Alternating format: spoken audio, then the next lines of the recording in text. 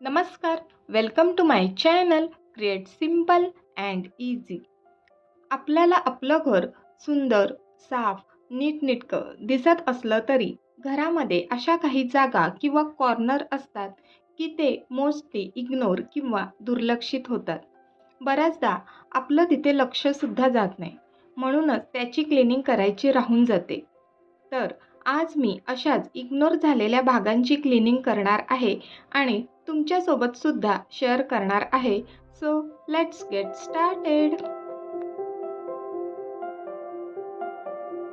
मी इथे to do list तयार केली आहे, जेणेकरून क्लिनिंगचं काम सोपं होईल आणि क्लिनिंगसाठी लागणारे साहित्य ते सुद्धा एका जागी काढून घेत आहे, जसं की नॅपकिन्स, स्प्रे बॉटल एक्सेट्रा. मी इथे होममेड सोल्युशन तयार करत आहे. 1 कप पाण्यामध्ये 1/4 कप व्हिनेगर आणि थोडंसं डिशवॉश लिक्विड एकत्र करून हे सोल्युशन रेडी केले. चला तर आता पटापट क्लिनिंग करूया. कालच माझं लक्ष या दरवाजाला लावलेल्या तोरणाकडे गेलं. बापरे, केवढी धूळ याला चिकटली आहे. लांबून पाहिलं तर ती दिसत सुद्धा नव्हती. म्हणूनच सर्वात प्रथम घरामध्ये जेवढे तोरण लावले आहेत ते काढून घेत आहे आणि त्यांना वॉश करणार आहे.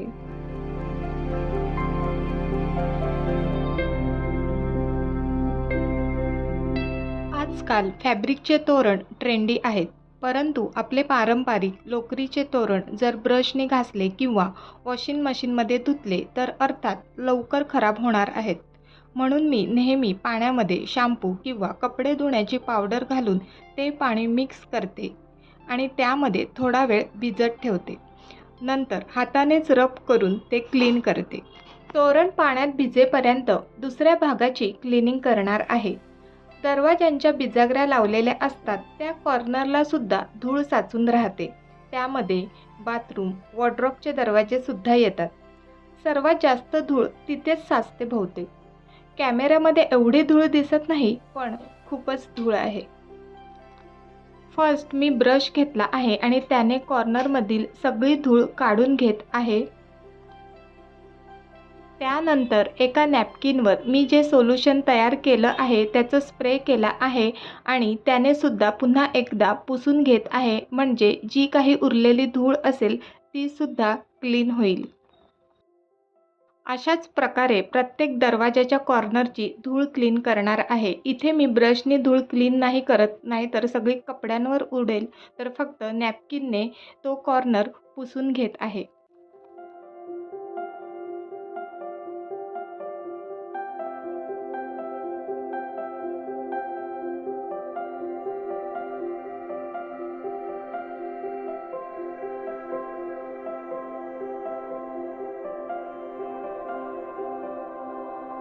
बापरे! सगळ्यात जास्त धूळ समोरच्या दरवाजाला लागलेली होती, कारण तिथूनच खूप हवा येते.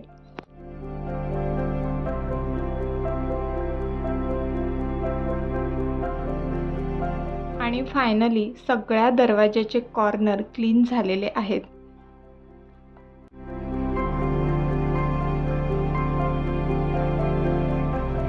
मगाशी मी तोरण पाण्यात भिजत ठेवले होते, तर आता मी ते वॉश करून घेत आहे.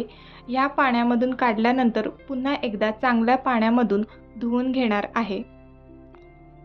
धुतल्यानंतर जरी आपण ते तोरण घट्ट पिळालं तरीसुद्धा त्यामध्ये पाणी राहतं आणि तसंच आपण रश्शीवर सुकायला टाकलं तर त्याचा शेप चेंज होऊ शकतो. म्हणूनच मी वॉशिंग मशीनमध्ये स्पिन करून घेते, म्हणजे जे काही पाणी असेल ते त्यामधून पूर्णपणे निघून जाईल.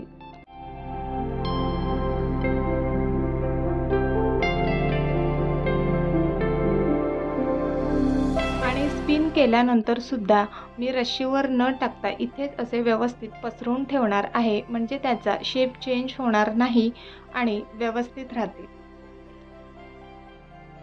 नेक्स्ट क्लीन करणार आहे ट्यूबलाईट. याकडे सुद्धा क्लिनिंग करताना दुर्लक्ष होतं आणि कालांतराने त्याचा प्रकाश कमी होतो, कारण त्यावर धुळीचा एक थर साचून राहतो. ट्यूबलाईट क्लीन करण्याआधी खात्री करा की ती चालू नाही, आणि चालू असेल तर बंद करा, थोडा वेळ थांबा, कारण ती गरम असते. थंड झाल्यानंतरच क्लीन करा, कारण गरम असताना क्लीन करायला गेलो तर ती ब्रेक होऊ शकते. आणि नेहमीच अशा इलेक्ट्रॉनिक गोष्टी हलक्या हाताने क्लीन करणं आवश्यक आहे. मी या मायक्रोफायबर क्लॉथवर थोडासाच सोल्युशन स्प्रे केलेला आहे आणि त्याने ट्यूबलाईट क्लीन करत आहे.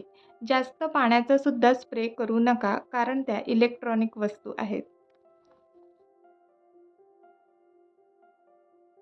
त्यासोबतच कर्टन्स रॉडसुद्धा क्लीन करणार आहे.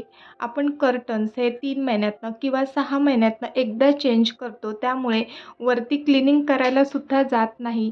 तर ते सुद्धा क्लीन करणे आवश्यक आहे. त्यावर सुद्धा धूळ साचलेली असते. तुम्ही जर आत्तापर्यंत सलग माझा व्हिडिओ पाहत आहात, याचाच अर्थ तुम्हाला माझे व्हिडिओ आवडतात. आणि जर तुम्ही माझं चॅनल सबस्क्राईब केलं नसेल तर लगेच आपल्या चॅनलला सबस्क्राईब करा, म्हणजे नवनवीन व्हिडिओचे नोटिफिकेशन सर्वात आधी तुम्हाला मिळतील. आपल्या घरात अजून दुर्लक्षित झालेला भाग असतो तो म्हणजे टी व्हीच्या मागील बाजू. आपण फारसं तिथे क्लिनिंग करायला जात नाही, परंतु तिथेसुद्धा खूप धूळ साचलेली असते. महिन्यातनं एकदा तरी आपण ती जागा क्लीन करायला हवी. इलेक्ट्रॉनिक वस्तू जेवढ्या आपण स्वच्छ किंवा क्लीन ठेवू, तेवढेच त्यांची शेल्फ लाईफ वाढते. तर इथे मी सॉफ्ट फिदर्स असलेला डस्टर घेतला आहे आणि त्याच्या साहाय्याने टी व्हीच्या मागील क्लिनिंग करत आहे, कारण आतपर्यंत हात पोहोचणार नाही. तर या डस्टरने व्यवस्थित क्लीन होते. आणि त्यानंतर मायक्रोफायबर क्लॉथने मी मागील भाग पुसून घेणार आहे. इलेक्ट्रॉनिक वस्तू असल्यामुळे इथे सुद्धा मी कमीत कमी पाण्याचा किंवा स्प्रेचा उपयोग करून टी व्हीचा भाग पुसून घेत आहे. आणि टी व्हीची जी फ्रंट साईड आहे ती फक्त कोरड्या नॅपकिनने, मायक्रोफायबर नॅपकिनने पुसून घेत आहे.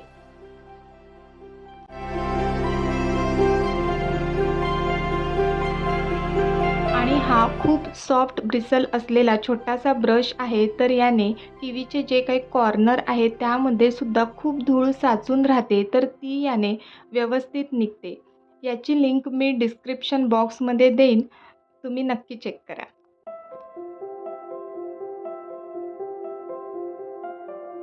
नेक्स्ट आहे सिंकच्या खालील भाग. हात धुतल्यानंतर जे काही एक्स्ट्राचं पाणी असतं ते असं खाली येतं आणि खाली पाणी साचून साचून तो सुद्धा भाग खराब होतो. तर सर्वात प्रथम मी त्या भागावर सोल्युशनचा स्प्रे करत आहे. थोडा वेळ तसंच ठेवणार आहे आणि त्यानंतर पुढची क्लिनिंग करणार आहे. तर इथे ब्रशनी मी क्लीन करत आहे आणि त्यानंतर टिश्यू पेपरने वाईप करणार आहे.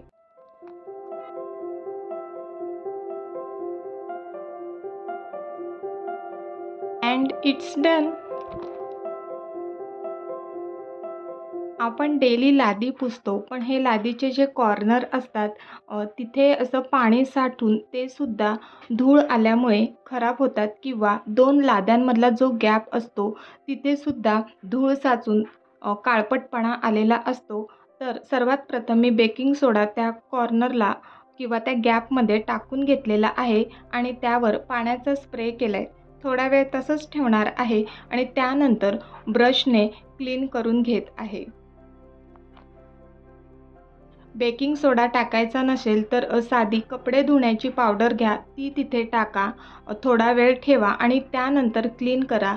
त्याने सुद्धा चांगला क्लीन होणार आहे. आणि तुम्ही पाहू शकता ब्रशनी क्लीन केल्यानंतर किती काळपटपणा सगळा बाहेर आलेला आहे आणि ते आपल्या डोळ्यांना दिसतसुद्धा नव्हतं. आता क्लीन केल्यानंतर एवढं सगळं दिसते. आणि बाथरूम आणि सिंकच्या जवळचे जे लादीचे कॉर्नर आहेत ते तर खूपच खराब होतात. ब्रशने घासून घेतल्यानंतर आता नॅपकिनने आणि साध्या पाण्याने मी ते वाईप करून घेत आहे.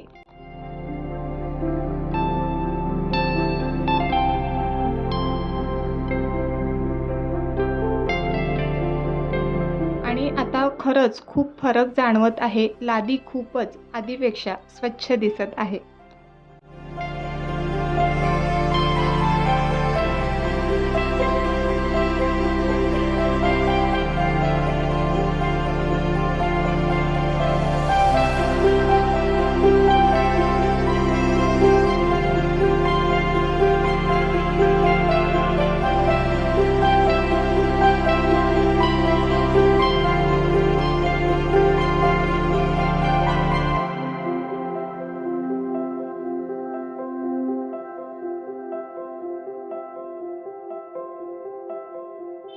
नेक्स्ट क्लिनिंग करणार आहे बाथरूममधील सगळे टॅप. तर टॅप क्लीन करण्यासाठी मी इथे लिंबाच्या सालीचा किंवा जर लिंबू सुकला असेल, खराब झाला असेल तर तो सुद्धा घेऊ शकतो, बेकिंग सोडा आणि डिशवॉश लिक्विड. फर्स्ट डिशमध्ये बेकिंग सोडा आणि डिशवॉश लिक्विड मिक्स करून घ्यायचं आहे. त्यानंतर लिंबाची साल किंवा लिंबाची फोड घेतली असेल तर ती त्या मिश्रणात बुडवून ती टॅबवर रब करायची आहे. सगळीकडे हे मिश्रण व्यवस्थित घासून घ्यायचं आहे. टॅप खूपच खराब झालं असेल तर 5 ते 15 मिनटापर्यंत ते मिश्रण तसंच ठेवायचं आहे. इथे मी 10 मिनिटानंतर स्पंजचा स्क्रबर घेतला आहे आणि त्यावर मिश्रण जे लागलं होतं ते व्यवस्थित निघावं म्हणून त्याने घासून घेत आहे. तुम्ही जर वेगळा स्क्रबर यूज केला तर टॅबवर स्क्रॅचेस पडण्याची शक्यता असते आणि तुम्ही पाहू शकता आधीपेक्षा हा टॅब छान क्लीन झालेला आहे. अजून याला पुन्हा एकदा क्लीन करण्याची आवश्यकता आहे कारण हा टॅब खूपच खराब झाला होता.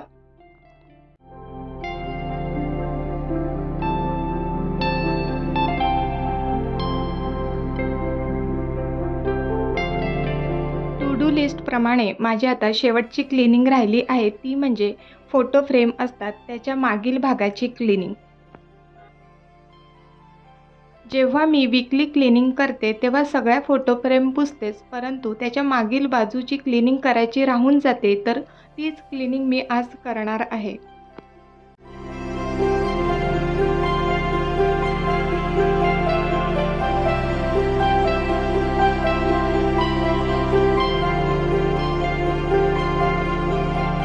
तुम्ही पाहू शकता की फोटो फ्रेमची मागील बाजू भिंतीला अशी चिटकून असते, तरीसुद्धा त्या कॅपमध्ये खूप धूळ साचून राहते, तर ती क्लीन करणेसुद्धा आवश्यक आहे.